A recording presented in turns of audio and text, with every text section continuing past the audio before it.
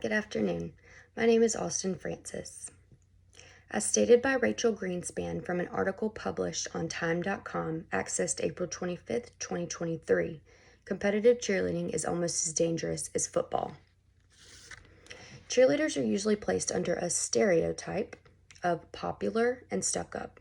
For competitive cheerleaders, this false stereotype diminishes the credibility of these athletes. Because competitive cheerleading is not considered a sport, colleges and universities are unable to reward scholarships to these athletes.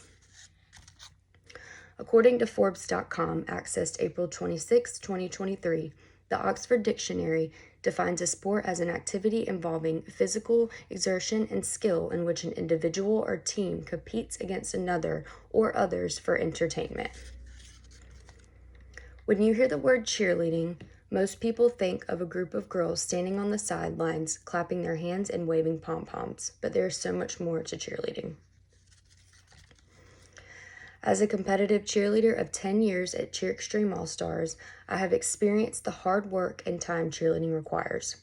Now, 10 years later, as an all-star coach, it really offends me that competitive cheerleading is not considered a sport. Today, I'll be talking about why cheerleading should be considered a sport. Many people are not aware of the training, commitment, and teamwork cheerleading requires. While there are many misconceptions about cheerleading, it meets every requirement to be considered a sport. I will share 3 different parts of this speech. To begin, I will discuss the physical and mental aspects of cheerleading. Next, I will talk about the competitive side of cheerleading. And to close, I will share the differences between competitive cheerleading and sideline cheerleading.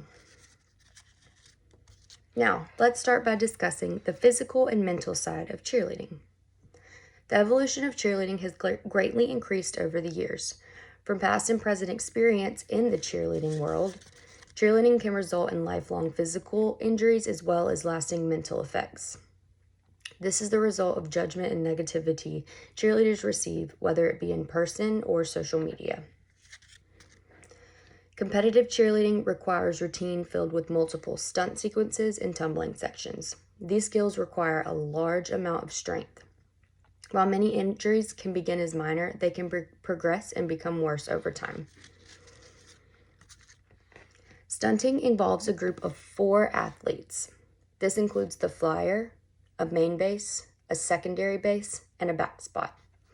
The repetitive lifting done by the bases and back spot can cause a huge strain on their arms, legs, wrists, ankles, and back. As a flyer, the strength and flexibility needed to stand on the hands of the bases can cause a strain on these body parts as well. Not only can stunting be difficult on the body, but tumbling can be as well. A competitive cheerleading routine typically lasts around 2 minutes and 30 seconds, with over half of this consisting of tumbling elements. Cheerleading can be physically demanding, and it requires a lot of mental toughness to push athletes to meet the requirements. According to MVPmentality.com, accessed on April 26, 2023, there are many common psychological obstacles that occur in these athletes. Mental blocks are especially common in these athletes. There are many hours of training required to be successful in cheerleading. Now let's talk about the rigorous competition in the all-star cheerleading world. While competitive cheerleaders practice year-round, competition season is usually between October to May. Throughout this time period, the athletes will attend anywhere from between 7 to 10 competitions. Some can be all over the country, while others can be local. Some of these competitions will also only be 1 day, while others will consist of 2 days. The scores from each day will be averaged together for a final overall score.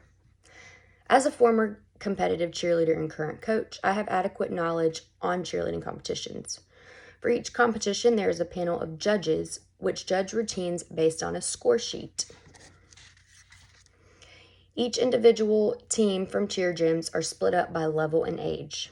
There are tiny, youth, junior, senior, and international divisions. The levels of these teams are based upon skill. These are ranging all the way from prep to level 7, with level 7 being the highest. There are many rules and guidelines for each level and division.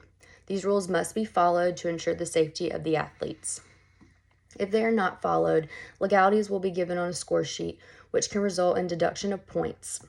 Stunt falls, tumbling falls, execution of skill, and sportsmanship are also an aspect of the score sheet.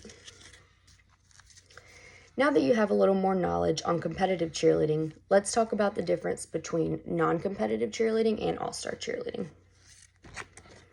While I do believe competitive cheerleading should be considered a sport, school cheer or non-competitive cheerleading should not. School cheerleading consists of sideline cheerleaders performing cheers and chants for a crowd or other sports teams. These athletes typically do not perform a routine or compete against other teams. With that being said, I do not think sideline cheerleading meets the requirements to be considered a sport. There is not enough physical activity involved. So, with all the requirements met, why is cheerleading still not considered a sport?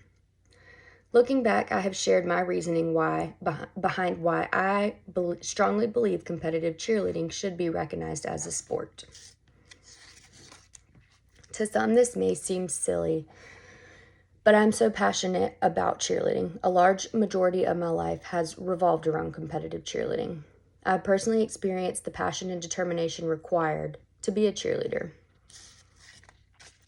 While many people think cheerleading does not require any skill, I will always stand up for the importance of competitive cheerleading being considered a sport. Reflect on the key points I have given in this speech from my personal knowledge and research. Something as simple as contacting the International Olympic Committee, the group that determines if an activity is a sport, can make a difference. Stand up for what you believe in and make the appropriate actions to do so.